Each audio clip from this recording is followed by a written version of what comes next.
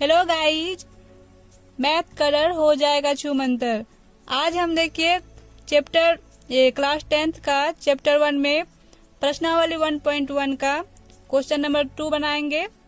तो देखिए क्या कहता है इसमें, दर्शाइए कि कोई भी धनात्मक विषम पूर्णांक 6q+1 या 6q+3 या 6q+5 के रूप का होता है जहाँ q कोई पूर्णांक है।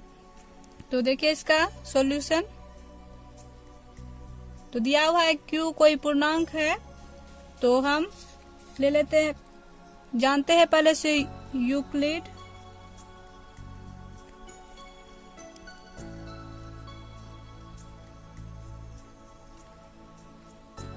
यूक्लिड एल्गोरिथम से क्या जानते हैं हम कि a बराबर BQ+R और R जो है 0 से बड़ा या बराबर होता है और b से छोटा होता है। तो देखिए यहाँ पे q भी कोई पूर्णांक है, तो हमको यहाँ पे 6q के रूप में लाना है। तो b के जगह पे हम क्या ले लेंगे, 6 ले लेते हैं, 6q+R, जहाँ b बराबर 6 हो गया। तो अब यहाँ पे r का कंडीशन क्या हो जाएगा कि r जो है 0 से बड़ा या बराबर और 6 से छोटा हो जाएगा। तो r क्या क्या हो जाएगा, r क्या होता है, शेष होता है r, शेष जो है r क्या क्या हो जाएगा, 0, 1, 2, 3, 4 और 5, 6 से छोटा होता है।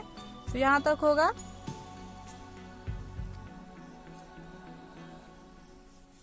तो अब a को देखिए हम क्या लिख सकते हैं, यहाँ पे a बराबर 6q और r के जगह पे 0 रखेंगे तो 6q ही हो जाएगा।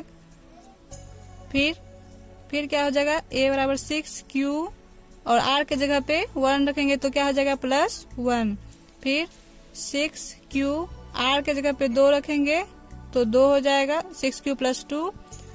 फिर 6q r के जगह पे 3 हो जाएगा।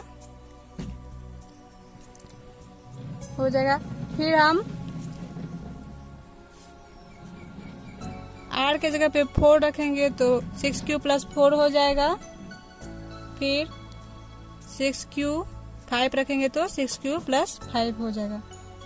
तो देखिए यहाँ पे a बराबर जो है 6q क्या होगा, 6 जो है 6 जो है सम संख्या है और q कोई पूर्णांक है। तो सम संख्या को अगर किसी भी संख्या से गुना करेंगे तो वो फिर सम संख्या ही हो जाता है। तो 6q क्या हो गया, सम संख्या हो गया। और फिर देखिए 6q+1, तो ये तो सम संख्या हो गया, क्योंकि सम संख्या को किसी संख्या से गुना करेंगे तो वो सम संख्या ही होता है। तो ये सम संख्या है, और अगर सम संख्या में कोई विषम संख्या जोड़ेंगे तो वो विषम संख्या होता है। तो हम 2 भाग में बांट लेते हैं, ये हो गया,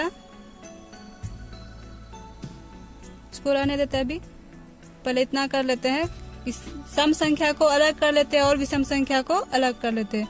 तो ये विषम संख्या हो गया, क्योंकि 6q सम संख्या है और उसमें 1 जो है विषम संख्या है, जोड़ेंगे तो विषम संख्या हो जाएगा। तो 6q+1 ये विषम संख्या हो गया। फिर देखिए 6q सम संख्या है और इसमें 2 जो है जोड़ेंगे तो ये भी सम संख्या है। तो सम संख्या में अगर सम संख्या जोड़ेंगे तो वो सम संख्या ही होगा, तो ये सम संख्या हो गया। फिर देखिए यहाँ पे 6q सम संख्या है और 3 जो है विषम संख्या है। तो सम संख्या में अगर विषम संख्या जोड़ेंगे तो वो विषम संख्या हो जाता है। तो 6q+3 ये विषम संख्या हो गया। उसी तरह 4 है सम संख्या है, तो 6q+4 सम संख्या हो जाएगा। और 5 जो है विषम संख्या है, तो 6q+5 विषम संख्या हो जाएगा। तो यही है। तो हमें यहाँ पे क्या सिद्ध करने बोल रहा था कि कोई भी धनात्मक विषम पूर्णांक जो है 6q+1, 6q+3 और 6q+5 के रूप में होता है। तो यही हो गया। तो ये सब तो सम संख्या हो गया, सम पूर्णांक, और ये विषम पूर्णांक।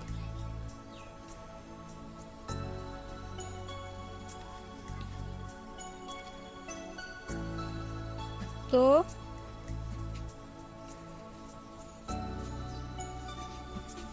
यही हमें सिद्ध करना था कि कोई भी विषम पूर्णांक जो है इस फॉर्म में होता है। तो या इसको कर देते, या इतना या इतना, यहाँ भी या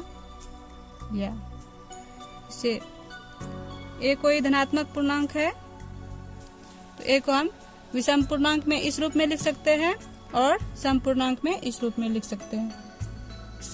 सम या विषम या पूर्णांक अगर आपको ये सब समझ में नहीं आता है तो हम बेसिक 1 में, मैथ के बेसिक 1 में ये सब इस सब के बारे में बताए हैं, तो आप एक बार उसको देख लीजिएगा उस वीडियो को, तो आपको समझ में आ जाएगी।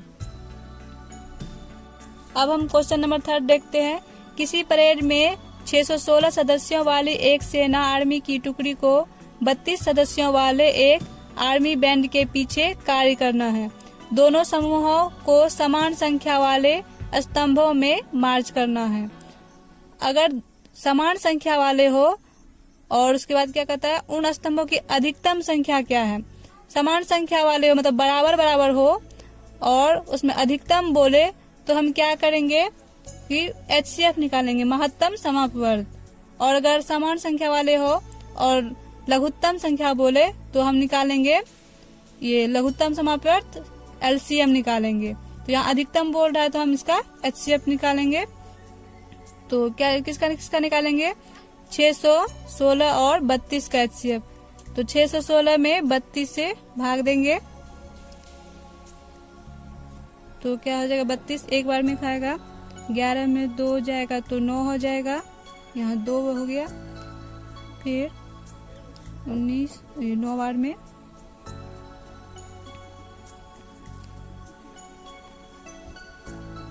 तो 16 में 8 जाएगा, 8। देखिए यहाँ पे 8 शेष हो गया, शेष बच गया।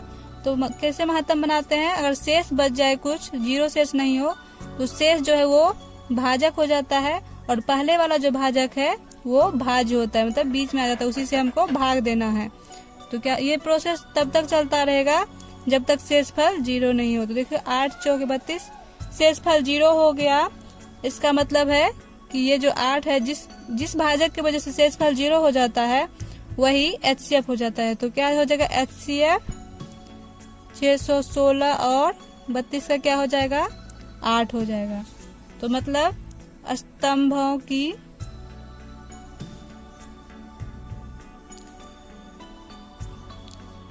अधिकतम संख्या क्या हो जाएगी, 8 हो जाएगी।